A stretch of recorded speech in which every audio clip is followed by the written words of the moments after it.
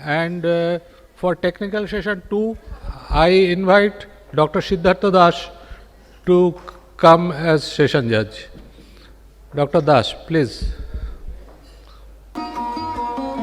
First of all, I invite Mr. D. Sengupta of DSP to please come to dais. Mr. Sengupta, please.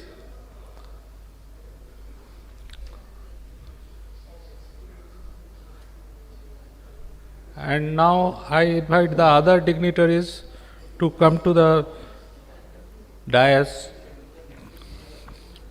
Mr. Sanjay Guhatakutta.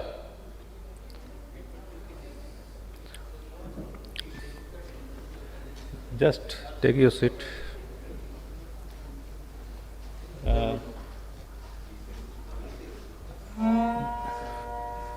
Mr. Guhatakutta. Ajay, you first come and you complete your session, then I will call others. Mr. Sengupta, please start. No, please. Take it. Acha, you be here. The others are Mr. Somesh Biswas of Tata Steel. Please come to the dais. Mr. Shanod Bhaumik of Steel Plant Tech. Dr. Prabhas R. Behra of IMMT. Dr. Behra. And finally, Mr. Ashish Das of Fifth. Mr. Das.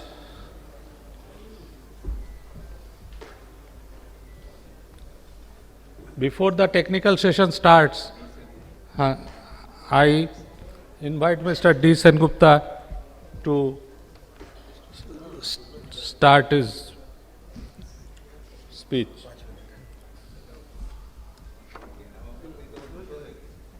Mr. Sengupta, please.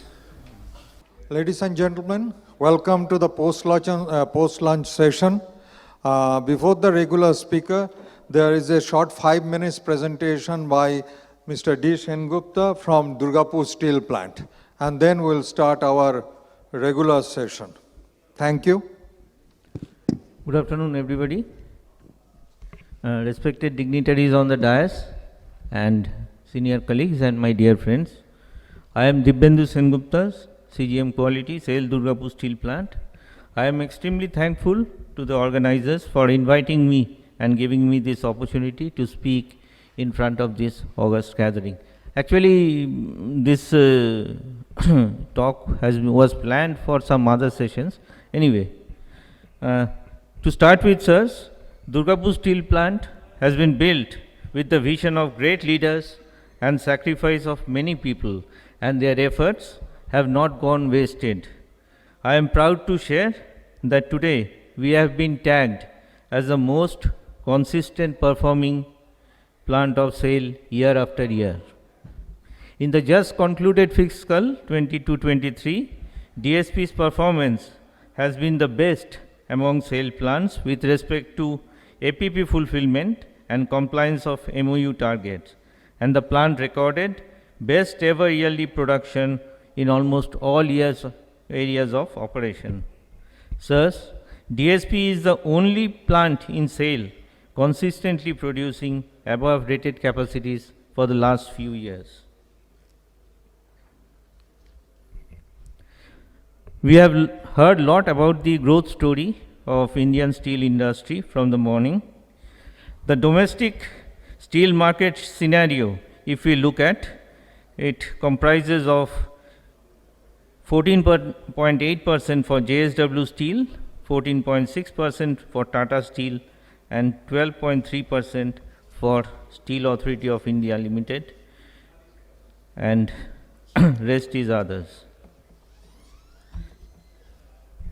So, being from SAIL, what we perceive the basic challenges for SAIL in the current scenario is that if we talk of market share, The growth of Indian steel consumption and production CAGR is 7 to 8% in last one decade, but the growth of sale is 3.3% in the last one decade. Lower NSR as compared to peers. Agility to adopt best available technology is somehow slower. Net neutrality target by 2070 and BF technology readiness level is somehow low to achieve this target. We are heavily dependent on imported coal for hot metal production. Land availability is somewhat giving us hindrance in greenfield expansion due to encroachment issues, and in terms of employee productivity, SAIL is not in an advantageous position with respect to other steel industries. But then everything is known to us, and lot of actions are being taken inside the company across all steel plants. I am going to share some of the initiatives and issues.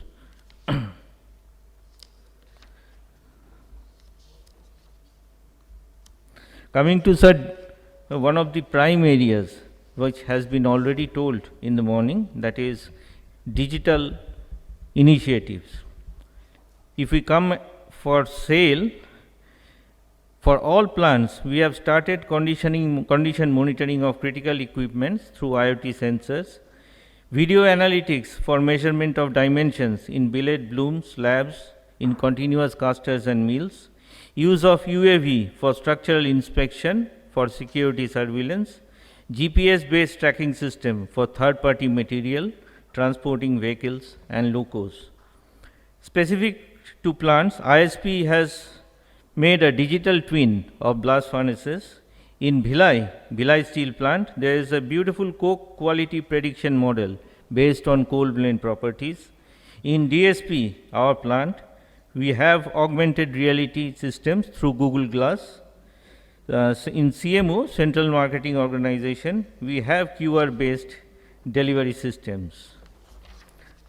To improve the product basket and penetrate new markets, Indian steel plants are pursuing aggressive R&D efforts and developing new products, and some of the products which SAIL has developed in recent times are free cutting wire rods. This is from ISP Burnpur. Fire resistant structural, ISP Burnpur in their universal structural mill. Ultra low niobium structurals in E350BR grade, which Durgapur has produced last year, and IS 2062 E410C structurals in our medium structural mill, again at DSP.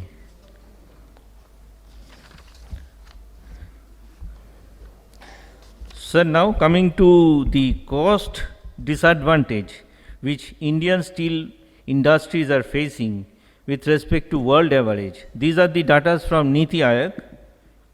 They have published that with respect to world steel makers across the globe, the cost of logistics and infrastructure is about $25 to $30 per ton more in Indian steel industry. For power, it is $8 to $12 more.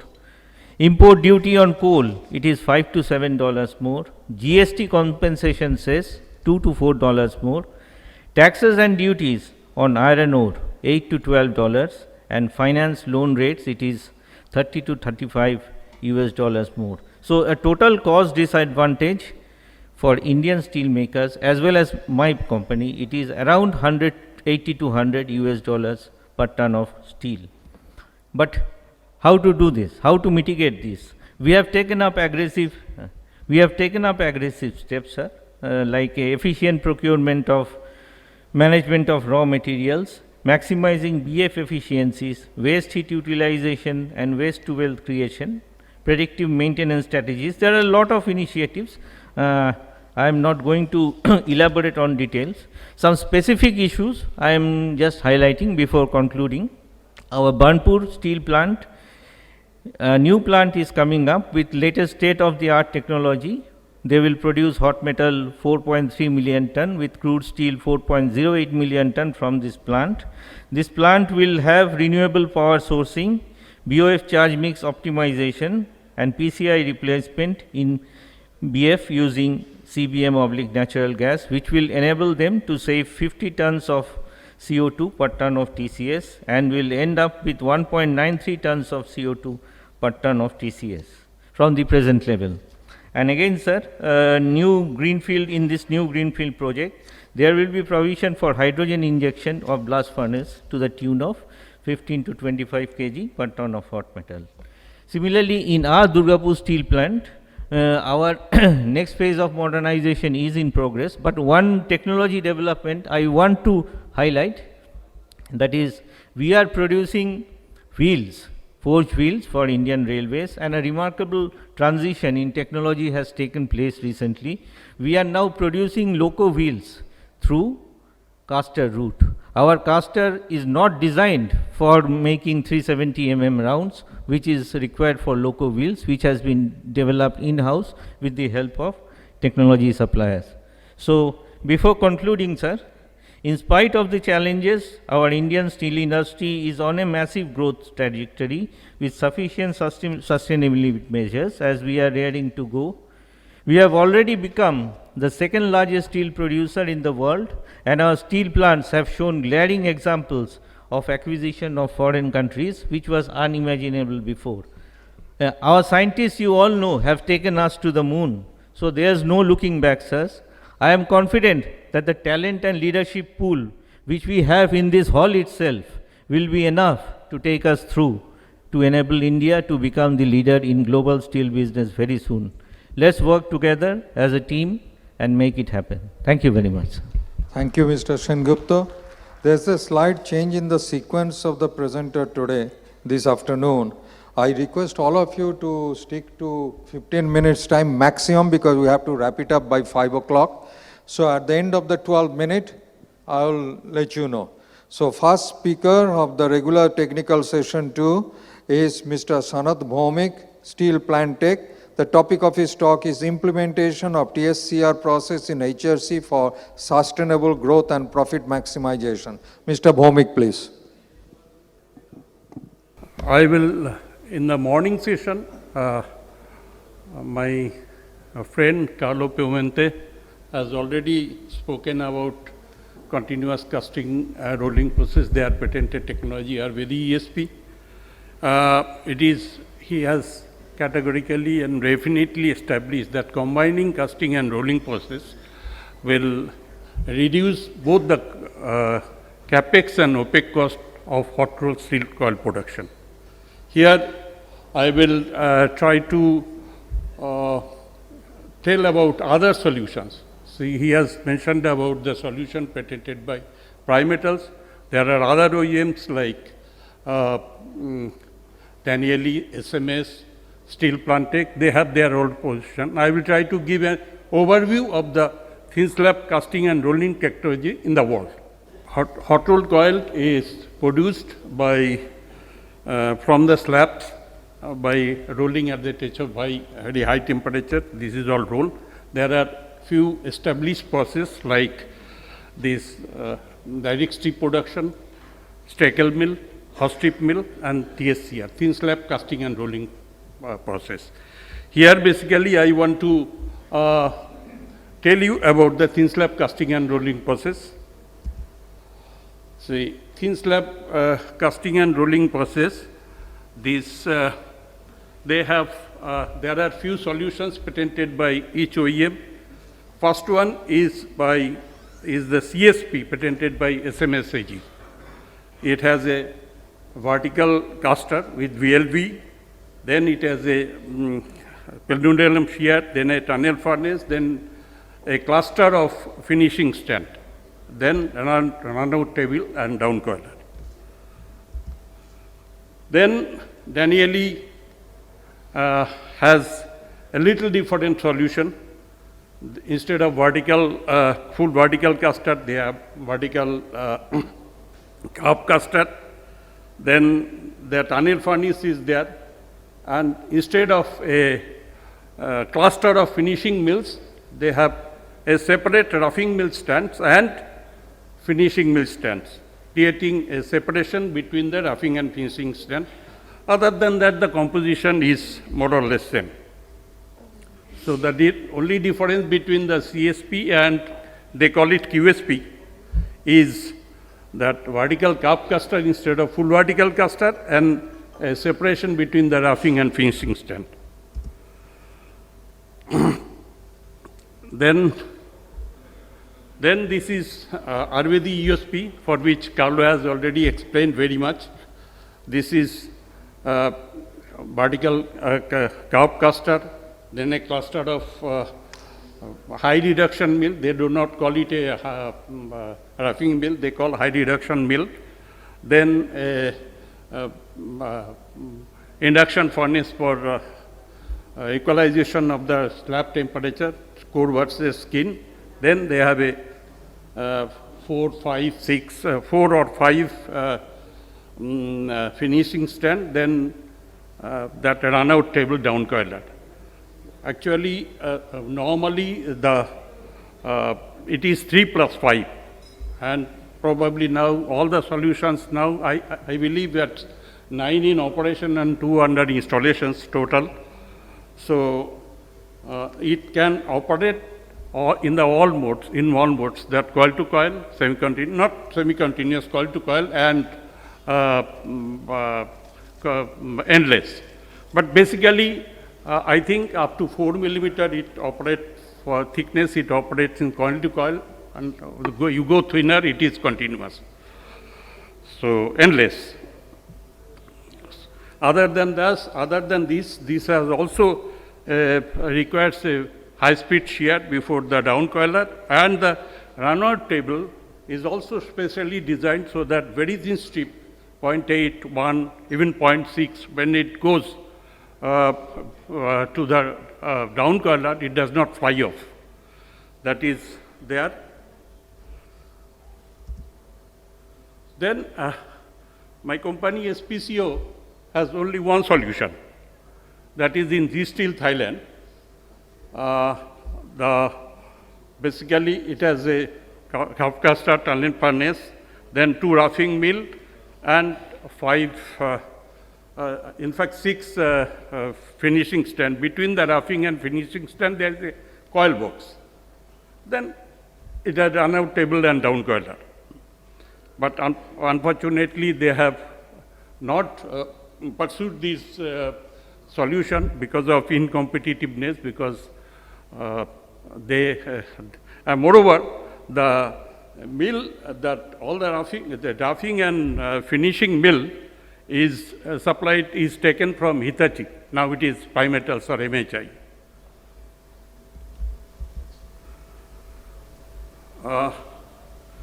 SMS has very recently started one solution at CSP Nexus. It is implemented, one plant implemented in this USA. It has a vertical cup caster, crop shear, heated roller table, 2 roughing mill stands, heated roller table, then 6 finishing stands, and laminar cooling and down coil. See, probably heated roller table is more or less the same like other people call it a tunnel furnace.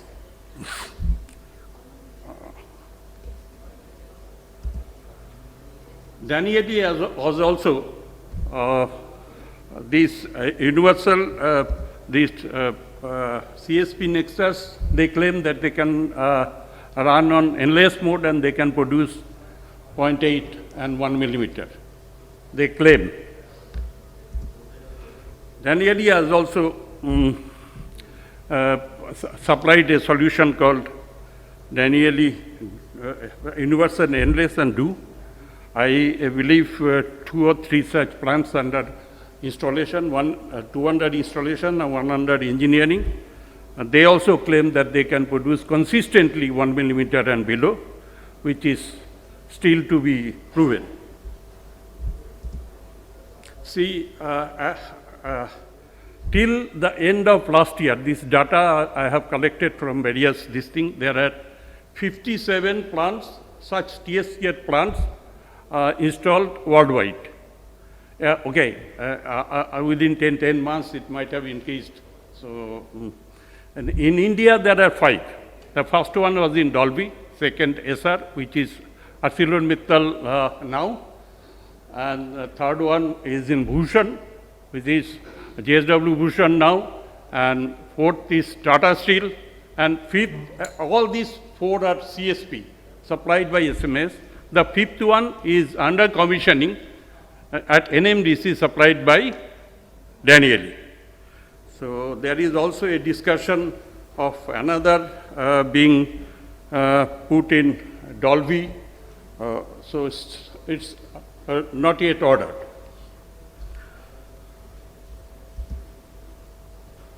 So what is the purpose of going for TSCR? Is reduction in capital cost, because we are combining process. You need shorter space for building, and in other areas also. Suppose we are not producing slab separately and allowing them to cool down and taking to re-outing furnace and re-rolling. So that reduces area-wise capital cost, reduces manpower, reduction in floor space, what we have told, yield improvement, definitely, because we are not cutting the slabs, we are going for continuous process.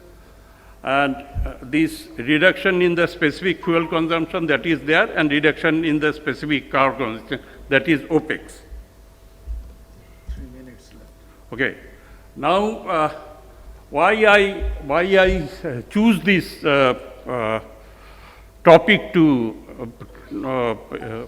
for that this in the context of today's seminar, why I chose this subject. See, I specialize in casting, rolling and processing. So whatever till now has been discussed in the first session, it was basically iron making, hydrogen reduction, all those things. But here I thought that, see, in India we produce about 55 million ton of hot strip. Out of that, mostly the hot strip mill, 1 or 2 Steckel mill, but only 5 has 5 TSCR process, which has a installed capacity of 15 million or 14 million. Out of that, NMDC has not started production. All other 4 are producing is almost their full capacity. So, and again, now it is about 120, 130 million ton. We are planning, maybe we are 30, 32, 35, we will reach 300. That means, let us say 50% of this will be hot roll products, 150 million ton. There is a lot to go.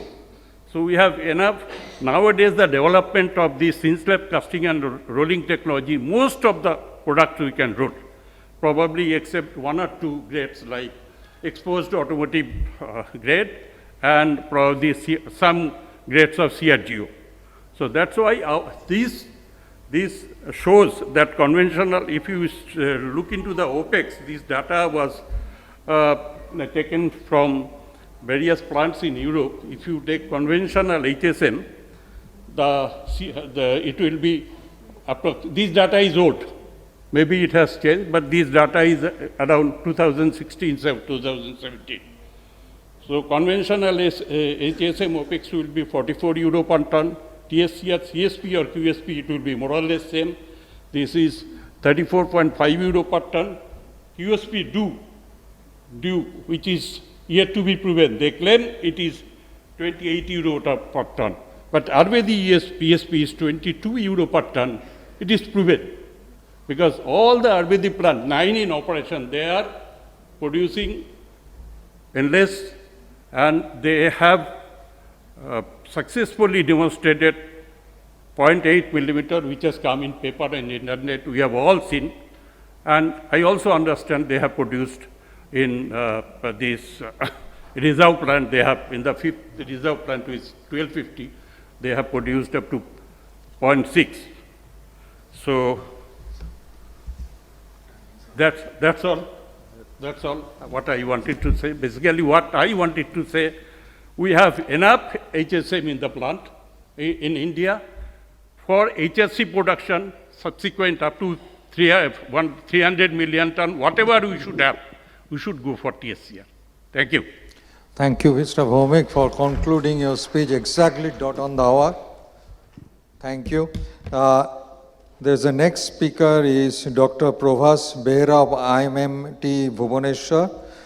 The topic is strategic conversion of industrial waste to valuables. Dr. Behera, please.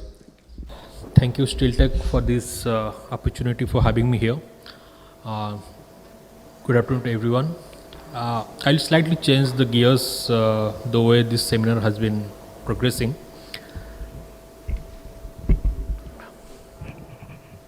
Thank you. Okay, whether you are an iron or steel industry or you are any manufacturing industry, in order to be a trailblazer in your area, you need to have a robust R&D in place.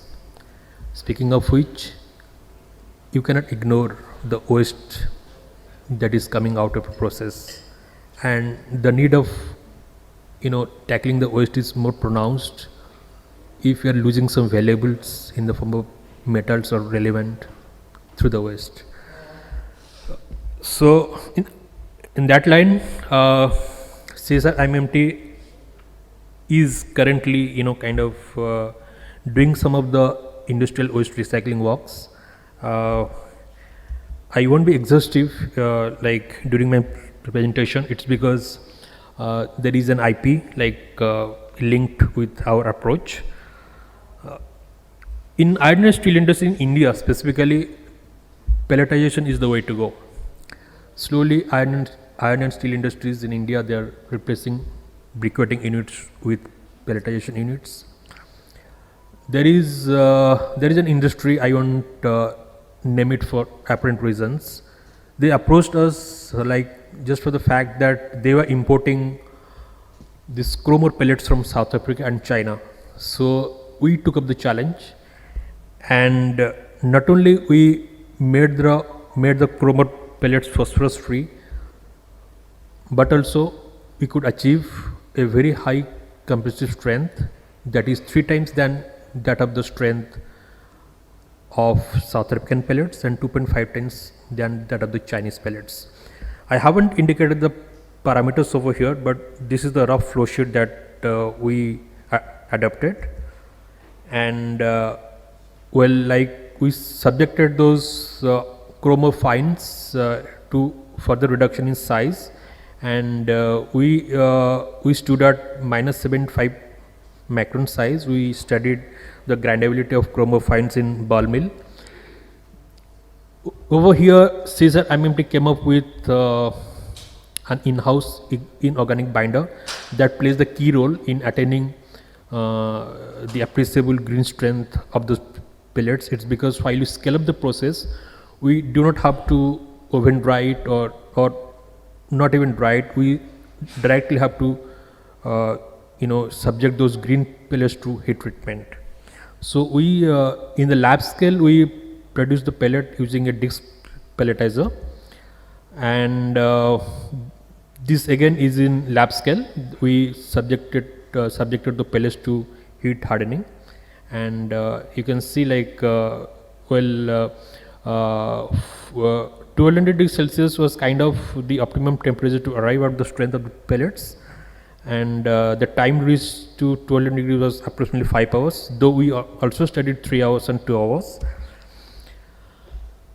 Over here we have tested the strength of the pellets using an UTM, AUTM. So as you can see, as we varied the temperature from 900 degrees Celsius to all the way up to 1200 degrees Celsius, the strength went up, and after 200 degrees Celsius there was no substantial increase in the strength. Also, we wanted to take care of the energy consumption associated with the process. Then we studied the effect of size. Here it's not that the size of the pellets, but the diameter of the pellets, and we observed as the size increased, the strength showed a decline, and this is where we have studied the effect of time at different temperatures, and like we got a promising result. And this is the chrome ore pellet strength at different temperature time, again plotted differently. Over here, the pellets which we received from China and South Africa, the pellets that were prepared by CSR IMMT, those kind of stood out in terms of strength. So this process is being implemented by that industry in ferrochrome making, and as you know that ferrochrome alloys, they have a role to play in stainless steel making. So it is relevant to the steel making industry. And this is yet another work for the same industry. In around 2013 to 2015, lots of work has been have been done by China, specifically to recycle this cold rolling mill oil sludge, which we also call it CRM oil sludge. But in India, we usually kind of deprived of this recycling technology. So recently, CSR IMMT got a project from Steel Ministry to scale this up, and also I kind of I had inquired from Tata Steel, also from RDCS Ranchi. They are not also recycling this oil sludge. So that industry is having heaps of waste, like it's kind of in the form of mountains. So what we did is that we came up with a solution. At the inception, I was kind of skeptical whether I will be able to recycle this, recover that oil or not. But luckily, we could recover the oil, and that oil was tested by Indian Oil for its quality assessment, and it came out good. Interestingly, like apart from that organic part oil, like there is an organic part associated with this waste, which is rich in iron oxide, as it is kind of generated from the CRM. So as such, the industry has declared, even if we are not making something innovative out of that inorganic waste, that waste can be utilized as a semi-feedstock material for steel making. So CSR IMMT is looking at to make electrolytic grade of ultra pure iron oxide powders, which are an import substitute in this process. And this is how we characterize the raw material, I mean the oil sludge, which is kind of a very thick slurry, and in appearance it looks exactly like the used engine oil that we use in our vehicles. And the XRF of the inorganic residue confirmed there is presence of iron. Okay, like we also calculated, like it is more or less an estimation, so we handed over this to the industry. So that industry uses oil which is around in the tunes of 25,000 liter per month, and they are spending rupees 110 per liter. And the sludge, the waste oil coming out of that is 66,000 to 67,000 kg per month. So we took into account the capex involved as well as the opex, and the break even in terms of profit, that if we are making that electrolytic grade iron ore powder, so it is coming around rupees 1970 per day. So it looks very kind of interesting and alluring at the same time. Okay, that was about the waste coming out of the steel industry, but this is not exactly related to steel industry, but ferrochrome slag also contains some amount of hexavalent chromium. Like you all know, hexavalent chromium is carcinogenic in nature. Like chromium exists in 4 oxidation states, 2, 4, 3, 6, out of which 6 is highly leachable or soluble in water. And chromium 3, the trivalent form, is the stabilized. So again, one industry approached us, they have around 50,000 tons of this waste, and they are paying a third party just to get rid of this waste. So they approached us requesting why doesn't CSR IMMT come up with a solution, like instead of just paying high to get rid of the waste, like we can have an in-house technology in place to treat that waste. So we visited the site and we collected the waste. Like you can see, that chromium 6 hexavalent chromium gets instantly soluble in water, and the color changes to yellowish green or greenish yellow, you can say. And it has already affected the local community, and it is kind of alarming. And we had a meeting with the Odisha State Pollution Control Board, Central Pollution Control Board, along with that party which is going to adopt this process, and immediately we were approached by one of the PSUs from Tamil Nadu. They also had a very similar type of problem, how to treat this hexavalent chromium. Well, I must tell you that I am talking of stabilizing this hexavalent chromium in its solid state, so that we don't have to worry when it joins water. Well, these are some of the characterization studies involved, and over here the beaker containing the yellowish solution, before treatment it was containing 400 ppm of hexavalent chromium, which is a staggering amount, though it is in ppm. According to World Health Organization, the acceptable level of chromium is 0.05 ppm, and according to US Environmental Protection Agency, it is 0.1 ppm. So over in CSR IMMT, we stabilized and converted those hexavalent chromium to chromium 3, and after that we checked, it was way below the acceptable limit. And this solution has been lying with us for almost 2 years, and there has been no change in the concentration of this chromium 6. I have kind of plotted that, and that will be all. The importance of unity cannot be overemphasized. We must join hands, and together we surely can. Yeah. Thank you for listening. Thank you very much. Next speaker is Mr. Sanjay Gothakuta of IBM. The topic is the future of manufacturing operations through the eyes of generative AI. Good afternoon, everybody. It is always a challenge to have a session after lunch, but I shall do my best to. Sorry. Thank you. So I shall do my best to grab your attention as much as I can. Today's session is something futuristic, but at the same time something that engages all of us as we speak. I shall start with a small video.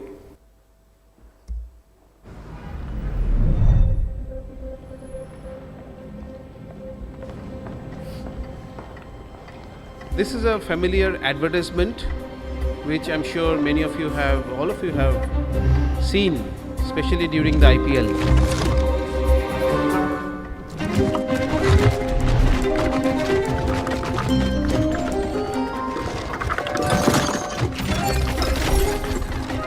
Yes, it is an ad from Coca-Cola.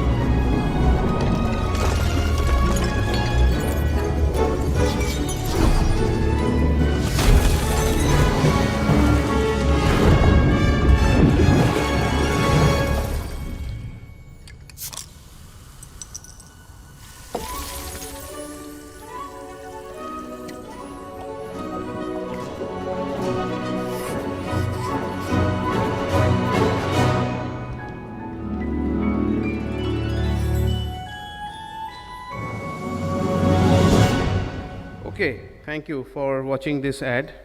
No, I am not here to sell Coca-Cola. Thank you. Any idea why are we seeing this ad in this particular session?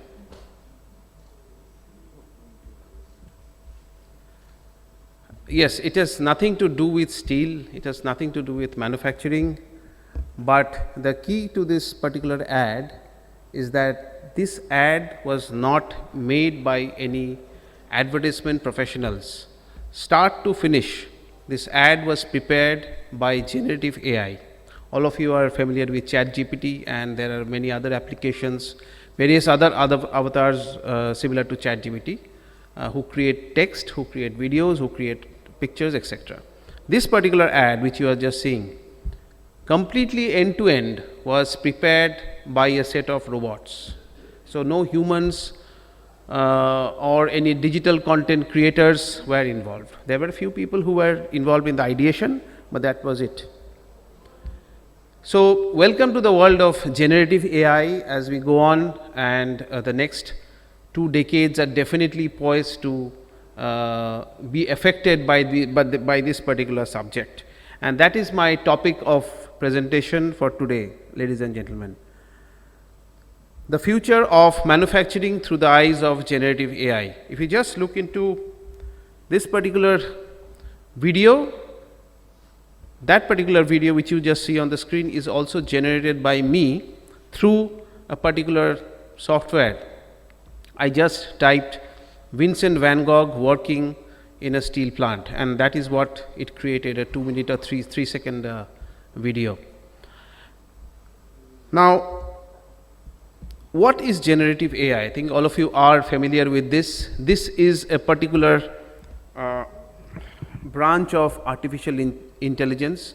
Artificial intelligence has been with us since a long time, but this is a branch of artificial intelligence which now creates content.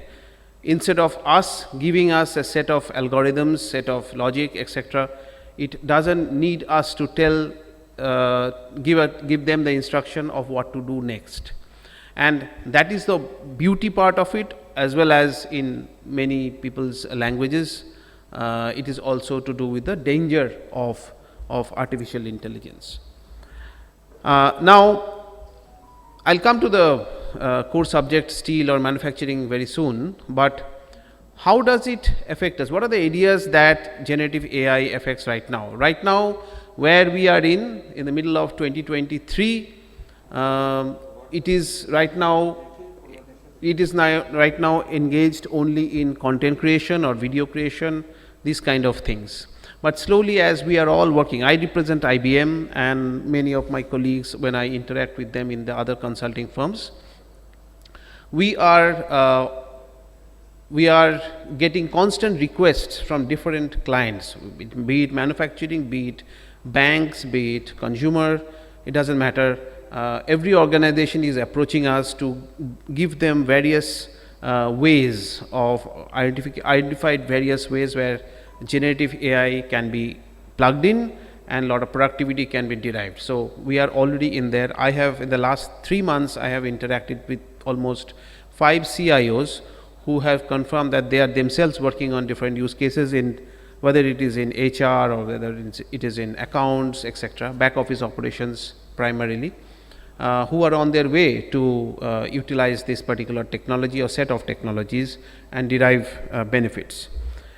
The role of generative AI, when we move from the generic discussion to the manufacturing, we see primarily right now in number 1 in helping in improving production design. That's number 1. Second is, when we are into the production itself, there are various production processes and sub processes. I am not going deep into it because this is a short presentation. My overall objective is to bring you this subject as we speak, and we can have offline discussions as well. But my objective is to introduce you to this subject.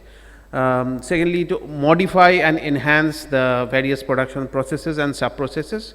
And thirdly, a lot of you other speakers have touched upon predictive maintenance. It has been there since several years, predictive maintenance or in quality improvement. various measures are already being taken over the last few years, but when you apply generative AI, it helps you to predict lot of other steps which you might have otherwise have missed. So right now in manufacturing we see these three as the top areas where they are applicable. Now they help in obviously acceleration of innovation. When you have innovation, you are basically putting various minds, great minds in your organization to come up with newer steps. But when that is accentuated or that is complemented by a set of very intelligent robots who can think out of the box, then the net output of innovation that you get is much enhanced. One has to admit that. Second is, again, I touched upon operations and the various processes and sub-processes that can be optimized, again through a set of very intelligent brains which you have in the organization. They are all complemented by the additional power that they getting from the AI part. So that's one, and obviously all these lead to consistent improvement of production quality. I think slightly deeper when we are, I spoke about the production design, but when we also go for material usage, a couple of years, for example, in this same dais, I had presented a mathematical model of detecting ferroalloys. I think in the ferroalloy presentation I had presented that. There are a lot of mathematical model to detect the gradation of alloys and extract the right one. Now application of generative AI, rather we call it the set of bots who help you to derive more intelligence out of it, can give us greater results which we are expecting. So when we are talking of application testing or simulation, all these areas can be right now directly being applied. I am not talking of something futuristic. All these points which you see on the screen are, there are various applications all across the consulting world, and various clients have approached us that they are ready to optimize these areas using generative AI. Going forward, I am sure there will be many more, but this is where we stand. Now this is something very interesting. I know not everything is visible on the screen, but this is from Gartner. So this was published only last week. Gartner has published a set of rather the potential of generative AI in various industries. The one that you see on the screen is a table only for manufacturing. So what they have done very intelligently on the left side is, I hope this presentation will be shareable so people can look at it in detail. On the left side you see the various steps where in manufacturing where these things are applicable, but end of the day it maps. The middle column is the value and the third column is feasibility. Basically for each sub step it maps what is the feasibility, and there is a numbers which is a score, feasibility score of applying generative AI, and if you do that, what is the net value that you extract from every single step, whether we are talking of production optimization, we are talking of design to make process, industrial equipment longevity, etc. So information and data are available to that granular level. Feel free to explore, and as I speak, apart from Gartner, McKinsey's of the world, they are also coming up with similar approaches to advise customers in the manufacturing domain. Now the following 4 slides, you must be thinking that okay, Sanjay is talking of very holistic things, but what about actual stuff? So I have 4 specific use cases applying in the field of manufacturing. The first is new product launch, second is aftermarket repair. What basically it does is it has all the 1, 2, 3, 4, 5, 6, 7, 8, these are different steps that you encounter in aftermarket services in this particular slide, and at various levels when you have these yellow circles, yellow logos, those are the interventions that are possible where generative AI can come in and give you great results. So this was aftermarket services. Third, in employee safety and welfare, various steps but already various steps have been identified where generative AI can add value. And the fourth one which I present to you is on cyber security and cybersecurity during process design. Again, set of steps available, but what are the steps that generative AI can add value and help you are the ones that are marked in yellow. Net, there are various elements where the benefits are possible. 3 areas I am the number which you are seeing on screen are suggestive. Roughly 20% efficiency can be gained by in terms of efficiency. Second is the savings that you derive in various steps. Primarily right now in back office operations can be 10 to 30%, and production quality can easily go up much more than 25%. Already various clients have started to use generative AI in different fields. Some logos are there. You can also Google about them, what are they using, where are they using, and what are the benefits that they are getting. There are various challenges and opportunities in applying generative AI. Some of you are already aware of this, but I would like to touch upon the last one, which is the ethical and legal implications, which every organization, I think, of the world, also every government is exploring this particular part. Where does the boundaries stop, and so on. Now, last but not the least, again touching upon Gartner, this is a very interesting curve. I think this is my last slide. This curve, the Gartner curve, tells us the overall maturity story of AI. Okay, so you don't have to read through the details, but if you see the initial part, this is the entire AI story. Initial part through various interventions, let's say visual analytics, predictive analytics and all that. That is the initial part of the curve. And right at the top where the red box is there, that is the generative AI, which means we are at that moment. We are at the crux of the AI revolution, where we are living in the age of generative AI. But the question is, what happens after this? All of you are thinking every day. What Gartner predicts is that after this, there would be a period of disillusionment, like a lot of things you have predicted, people have invested money to do. Some of them will not work, some of them will not give the results. And that is the fall of the curve. And after that, you see that a plateau coming in, which is generative AI is here to stay, but not maybe at the expected level as it is being promised right now, but definitely it is here to stay and add value to business and operations. With that, I come to an end. Thank you, ladies and gentlemen. This is also a generative AI generated image, which is the Mars rovers. And if you are thinking of Mars, there's one colonization in Mars, a steel plant being built by the Mars rovers as we speak. Thank you, ladies and gentlemen, and feel free to touch base with me. My coordinates, phone number and email are over there, and happy to engage with you on another discussion. Thanks. Thank you very much, Mr. Go Thakudda. Our next speaker is Mr. Somesh Viswas of Tata Steel, future ready for sustainable growth of Indian steel industry.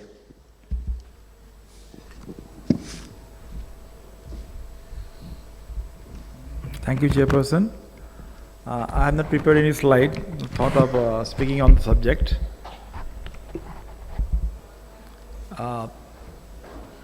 In the first half, after the inaugural session, that is the technical session 1, we have discussed about the need of decarbonization. A lot of speakers have touched about that. The need is from the global warming perspective, about the physical risk, not only the ocean level rise, the heat stress, the precipitation and the cyclones. And cyclones, we have seen that it is increasing in the western side of India, doubled in the last decade compared to the eastern side of India. The weather patterns are changing. So those needs are about the weather systems, but not only those, the things are like that the investors are pressurizing corporates to act. We are putting up a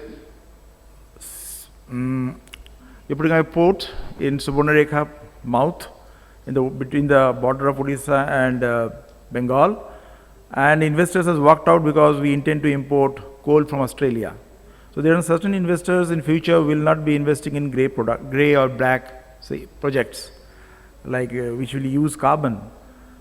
There are pressure from customers. So once we have announced, Tata Steel has announced that we will achieve our net neutrality target by 2045, we are finding number of customers from Europe, from India, who are sourcing from India, automobile majors, coming to us and understanding and want to how we will achieve 2045 as our targets, how we can have, what is the roadmap, how we can have supplies to them.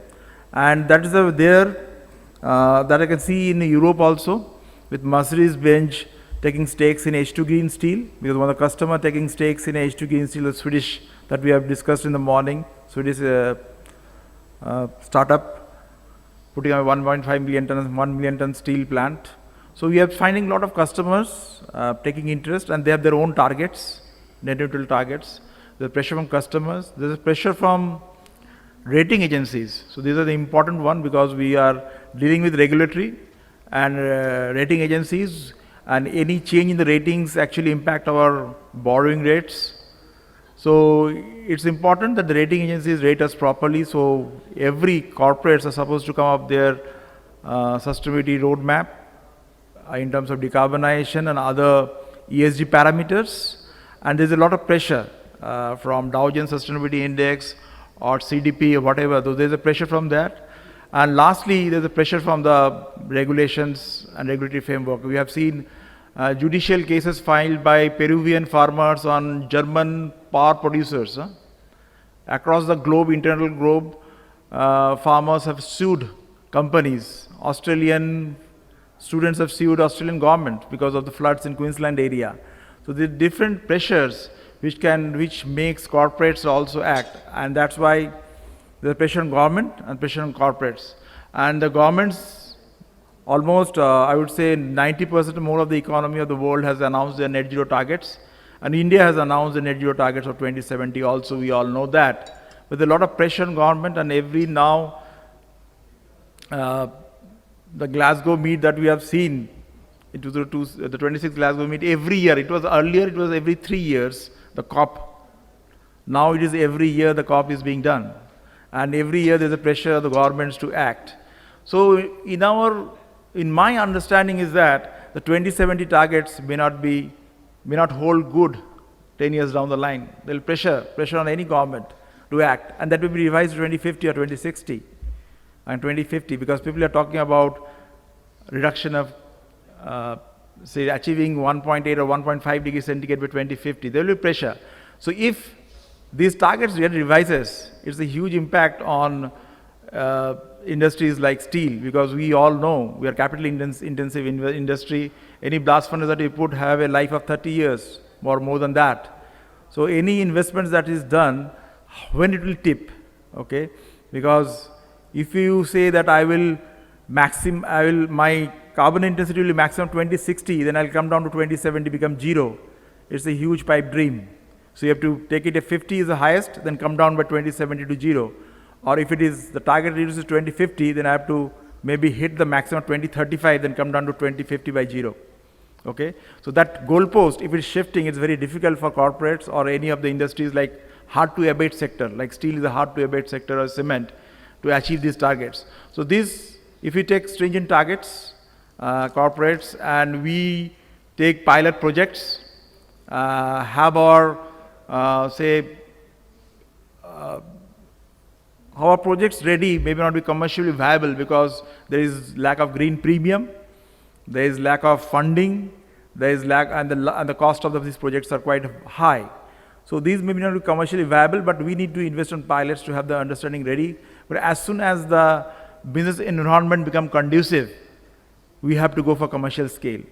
And it is important for corporates to have a first mover advantage, and it's important that we leverage this technology that is available. It is nascent, it is alternate technology, but we know that if we export steel to, say, Europe with carbon border adjustment mechanisms, there's a profit to make.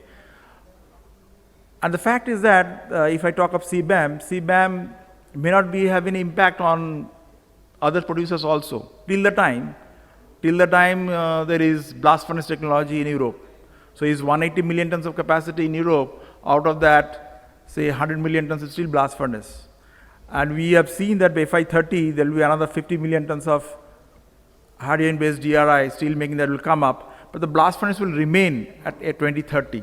So if blast furnace remains at 2030 in Europe, so those producers will be marginal cost player. They will be producing steel and they will be paying taxes. So those cost of steel will be very high. So the price of steel in Europe will be high at 2030. So any exporter to Europe only pays, you get the higher price and pay the tax at the border. So the import parity price for Europe at that point of time will not be a worry for us. But if you invest, we had access and you get the premium for that for selling into Europe. So that's the one point that we have a counterintuitive view, because a lot of people think that it will hit Indian exports, but we think that in Tata Steel, don't think that that will hit unless and until the whole of Europe becomes hydrogen-based DRI steel making or alternative technologies like carbon capture and use or sequestration. And to have that, it will take time because the technology is not there. We all know that we have seen in the morning that hydrogen-based DRI is being used in mid-rex processes, and it can be used up to 20 to 60 to 70% max or 50 to 60%. Okay, it can be, hydrogen can be infused in natural gas, but going up to 100% is difficult, all we know, because it's an endothermic reaction and the hydrogen has to be heated up to 1000 degrees centigrade. The technology is not available yet, but that sure the things will crack. And once it is cracked, we can use hydrogen in the upper levels of the blast furnace also. It can be preheated. So a lot of things are happening, and most of the large corporates are acting upon that, whether it's use of hydrogen or biomass, because that is a technology that we have also tried out successfully in our blast furnaces, replacing PCI, as Dr. Bhattacharya was talking about in the morning. But the problem is that what he talked about is supply chain. The biomass is not available of the quality that we require, because we require a woody biochar, not all biochar. So when you have suppliers in India, they will give us quality that is not proper. So we have to put our own facility of biomass to biochar, and from biochar we can use to replace PCI. So the supply chain is not there, but we can easily replace PCI, large proportions of PCI by using a biochar. But as I said in the morning, there is 200 years of R&D, 200 years of supply chain that is built in iron blast furnace technology. The technology that are alternate technology, the supply chain are yet to be established. So we require the supply chain to be put in place, where the corporates put in or the government makes its provisions to have that in place, whether it is green hydrogen by government, by corporates, by who will put up this facility of green hydrogen. When I see Middle East is talking about SMR technology. We all know it's a steam-based methane reforming through which they will produce hydrogen. And in any of the seminars that we attend, they are coming in big numbers and they're talking of gigatons of factory of hydrogen. Here, and these are all oil companies, because they know that they will run out of business in future. So in India, it's very imperative for the oil companies to come up into this space, because they will lose their business in future. That I can dreamt of, and you can also foresee, maybe. So it's very important who will put up those facilities. We require hydrogen, and hydrogen require to be done at a cheaper price. That's the R&D that's need to be there. So when we see the Asia Pacific region, a lot of facilities are being announced in Australia, a lot of facilities are announced in Middle East, and in Australia, it can then produce steel also, because they can have the hydrogen, produce the DRI and the steel and sell from DRI. There's no problem of carbon over there in future. And what I understand is that there is talk between Japanese and the Australians to send not iron ore but DRI into Japan in future. So things may change drastically, because the commodity prices can change as the demand and supply scenario changes with different mines coming up. The Simandau mines from Africa may be starting, but the demand patterns are changing with the new paradigm of decarbonization that is required, and we need to act, that's for sure. Lastly, I would say that advocacy is the important point, and we as corporates need to do advocates, write laws, regulations, not in India, but across the globe. You may be aware that Responsible Steel is one of the first associations in the world which is having members across the supply chain. It's not only steel makers, it has end users, it has legal firms, there are a number of members across the supply chain and stakeholders. And also IEA has come up with this sliding scale of target setting for green steel. If you use higher proportion of scrap, the target for green steel will be more stringent. Okay? If you have 0% scrap, you can have the worst of green steel, that is 2.5 ton of CO2 per TCS. But if you increase scrap percentage, say if I am targeting 20% scrap in Kalinganagar, automatically if I want to produce the best of green steel, that is there are 4-star grading, the target will change. What does it mean? That means you are taking out of circularity as an approach. There is no benefit of using of scrap. So all these facilities that we are talking about, EAF, going from say 30 million ton of scrap to 70 million tons of scrap, making green steel, the Responsible Steel and IA is talking about that will not be taken as green steel unless with scrap you use green energy also.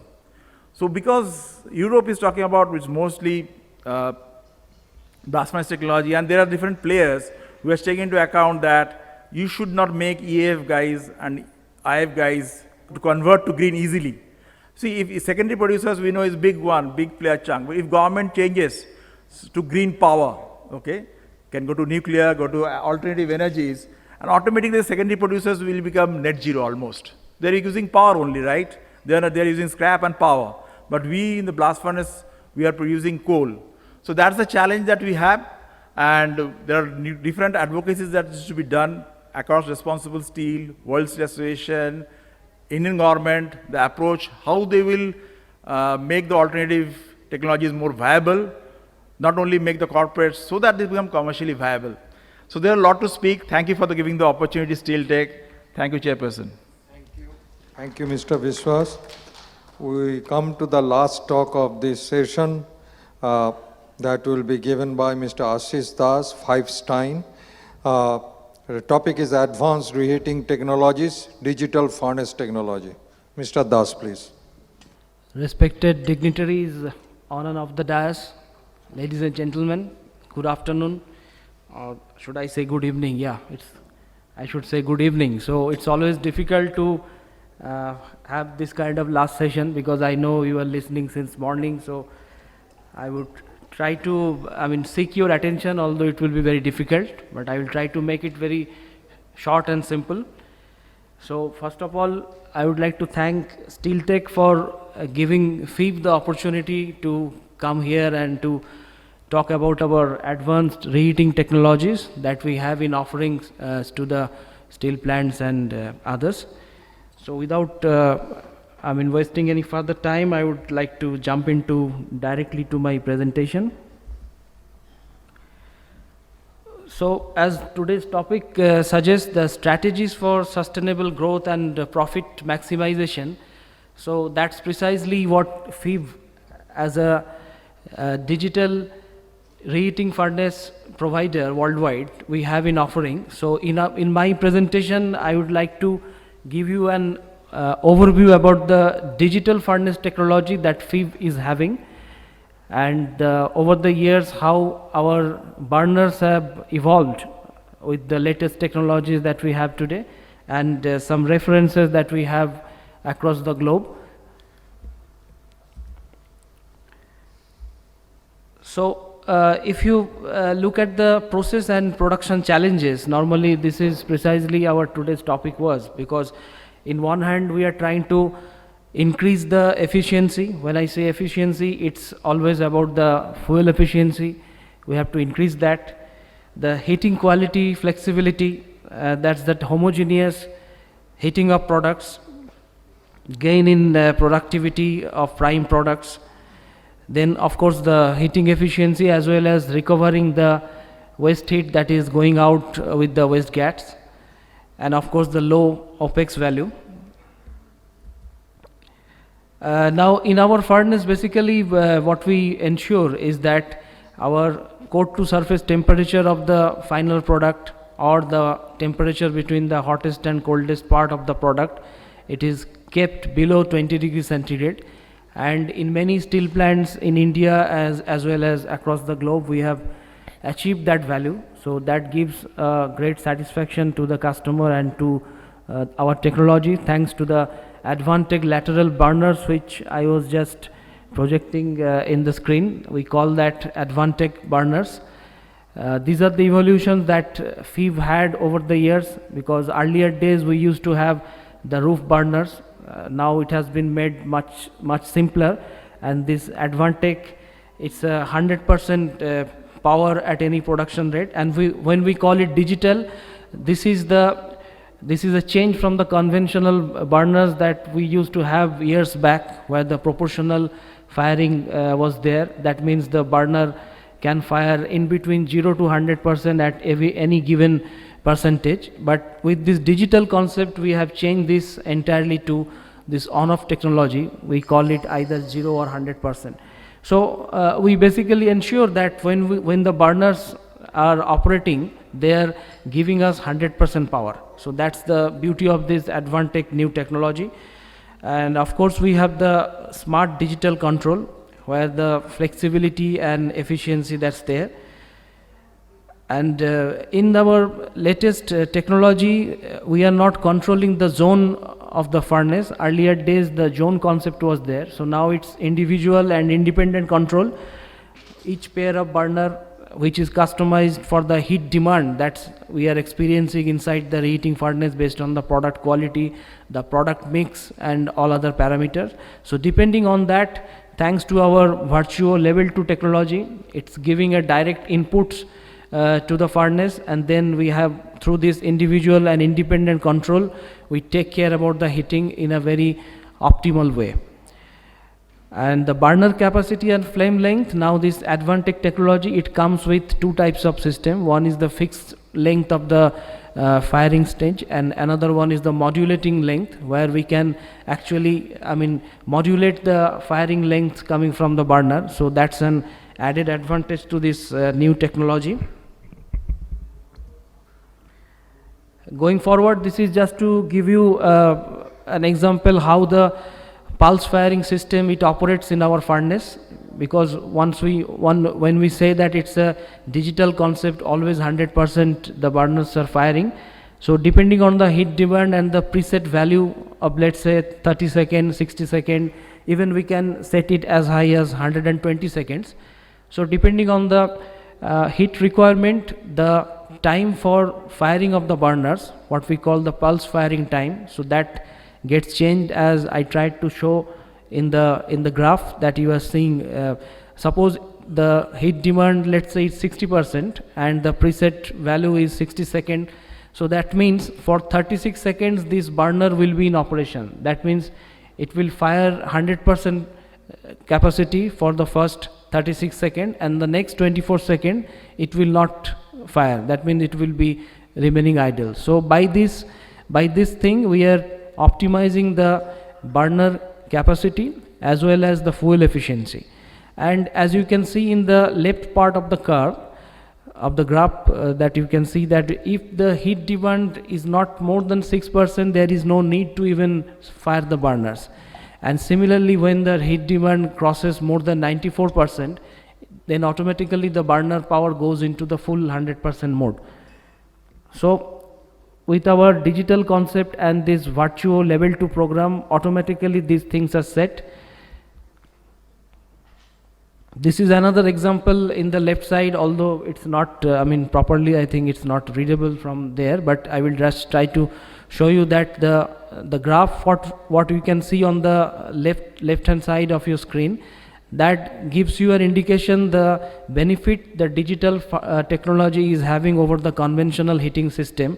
The purple one on the top, you can see that the heating efficiency, or rather in the y-axis we have the fuel efficiency. So that's not that much in case of conventional firing, but the bottom line that you can see in the dotted blue color, that's the thanks to our digital technology, where you can see the heating efficiency or the fuel efficiency that is improved a lot, especially when we talk about the 80% of the capacity, let's say around 325. If we take an example of a 400 ton per hour furnace, you can see that the fuel efficiency is really very sustainable in case of digital concept or this advanced burner system as compared to the earlier conventional one.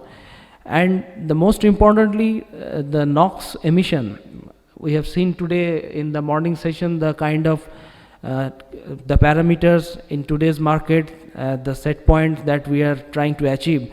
So this new digital furnace and this advanced burners, it gives you all the time low NOx. We call it the ultra low NOx.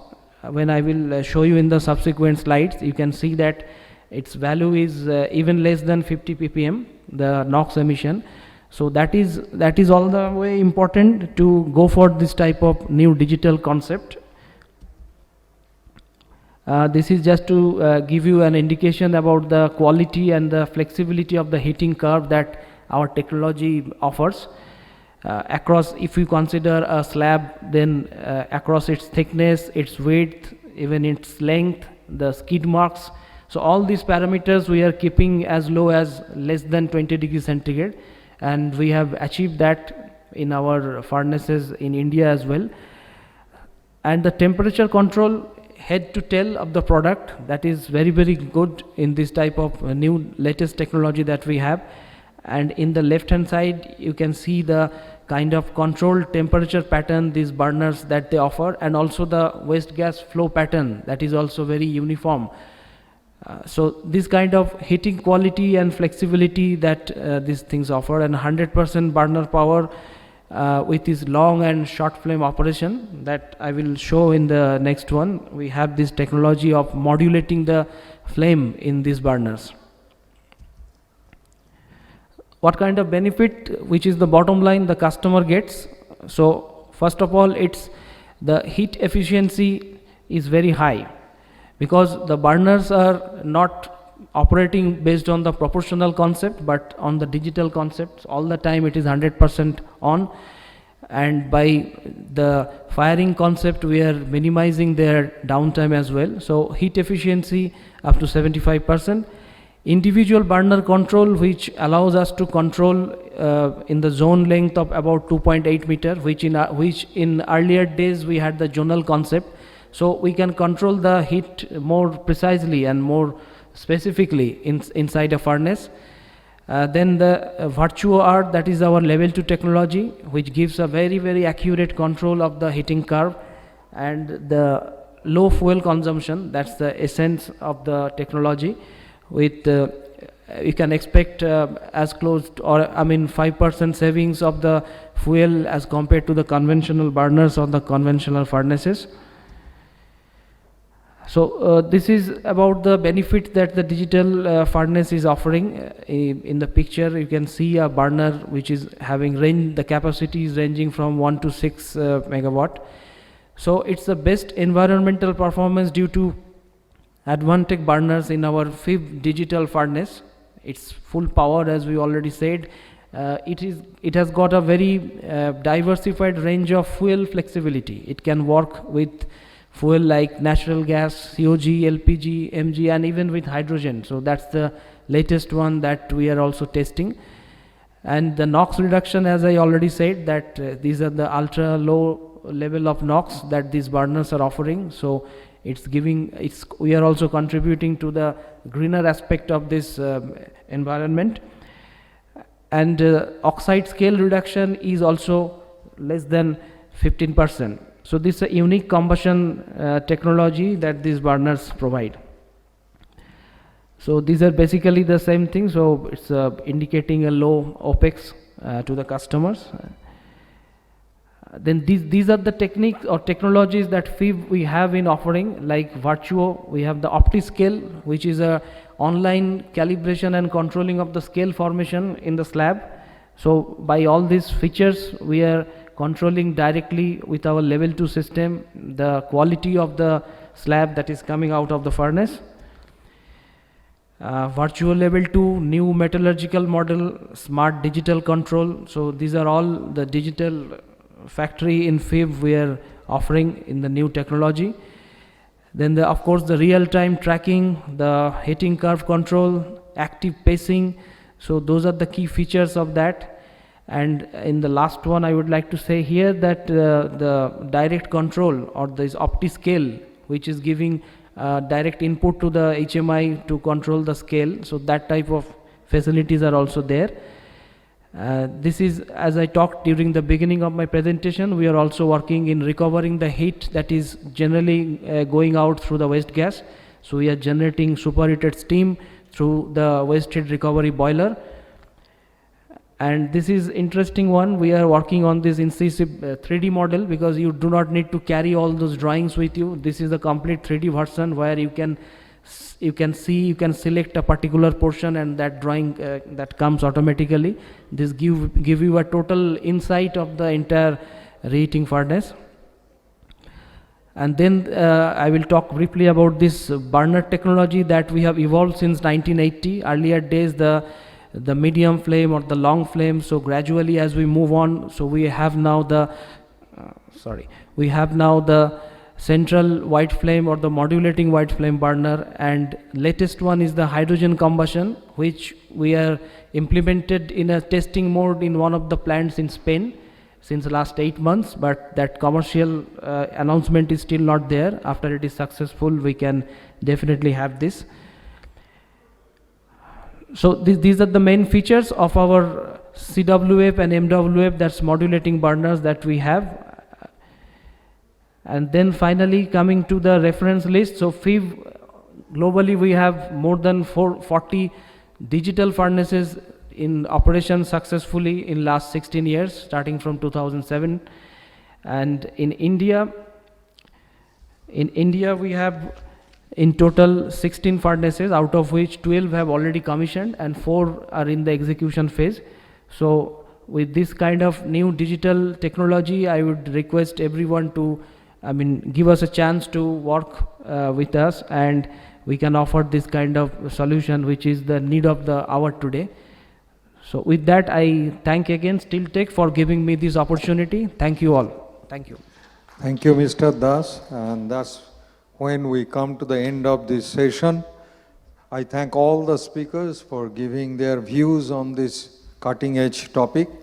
And I think we can open for question and answer session during tea break, because we are running late. We have a networking session after the valedictory. Thank you very much.